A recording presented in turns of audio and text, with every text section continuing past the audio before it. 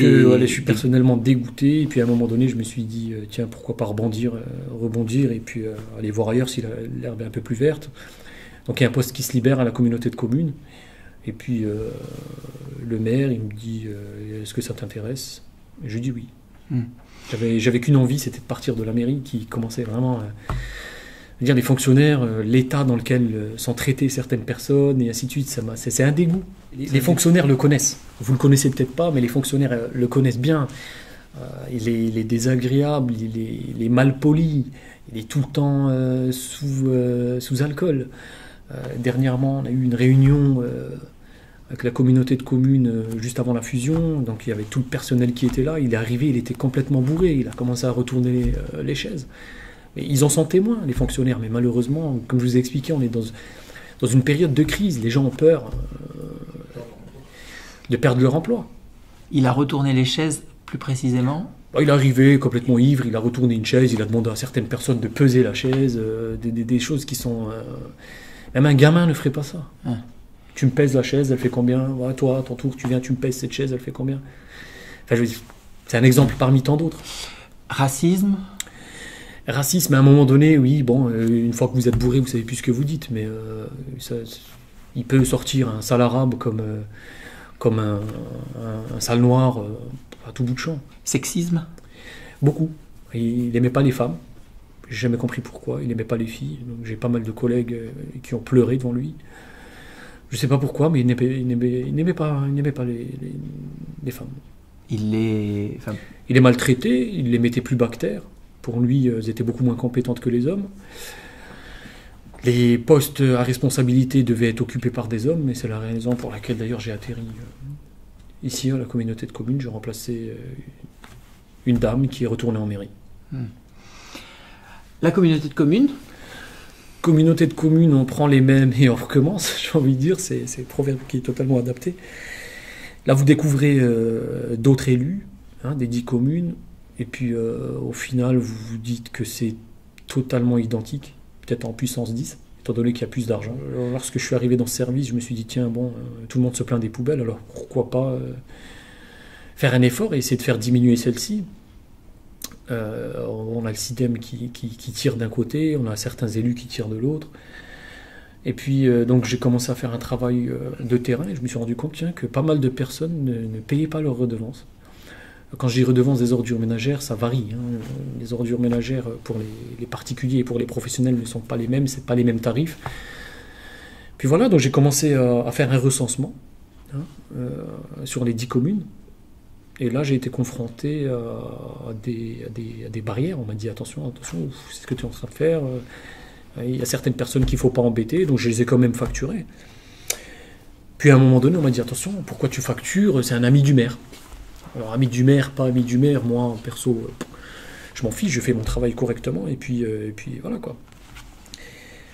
Donc j'ai facturé certaines sociétés.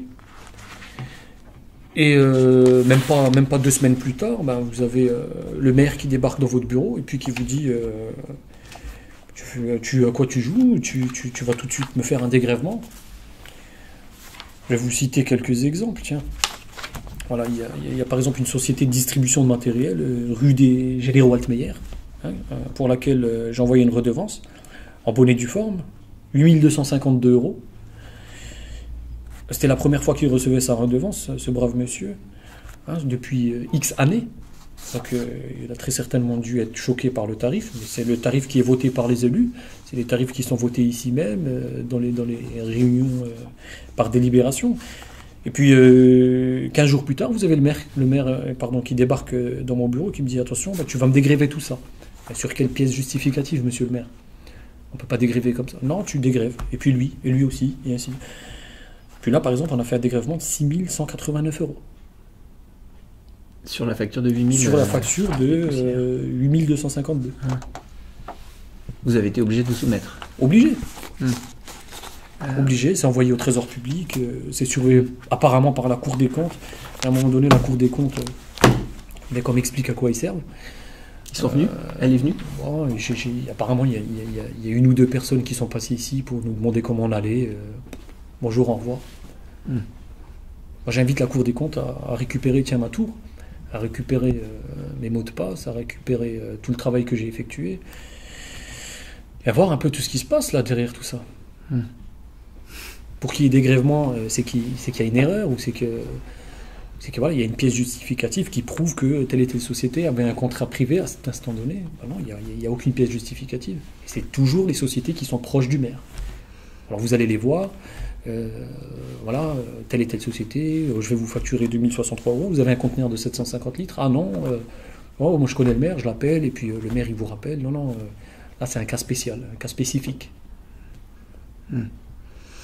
D'autres irrégularités à la Comcom? Quand vous êtes à la Comcom, en fait, j'ai surtout dans ce bâtiment-là, à l'aéroport, en fait, vous n'avez pas tellement de lien avec toutes les autres sociétés qui arrivent. Mais vous vous rendez compte, par exemple, qu'il y a du matériel qui débarque, hein, du matériel qui est commandé, des tampons pour tel et tel club de foot, ou des maillots qui sont payés, ou tout un tas de choses, des caméras qui ont été livrées et posées dans les maisons de certaines personnes. Pardon. Pour espionner ces personnes ou avec leurs caméras? Là, c'est par exemple des caméras. On parle de quoi, de caméras? Caméras de surveillance qui sont commandées pour être mises sur un site.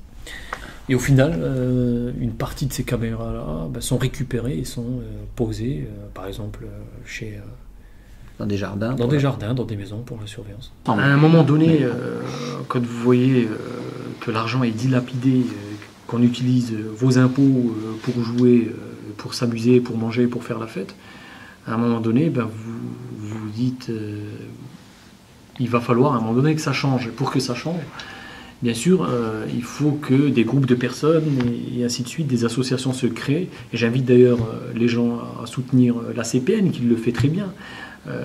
Donc, bien évidemment, les gens les classent dans l'opposition politique et ainsi de suite. Mais cette association-là, elle montre certaines choses que vous ne verrez jamais, que vous ne pouvez pas connaître si vous êtes un simple citoyen. Des délibérations sans voter, des choses choquantes. Donc voilà, il y a une multitude de pièces que j'ai en ma possession, des enregistrements vidéo et ainsi de suite. Et donc je ne serai pas défavorable à les transmettre prochainement à un avocat ou à une association comme la CPN qui engage actuellement une procédure contre le maire.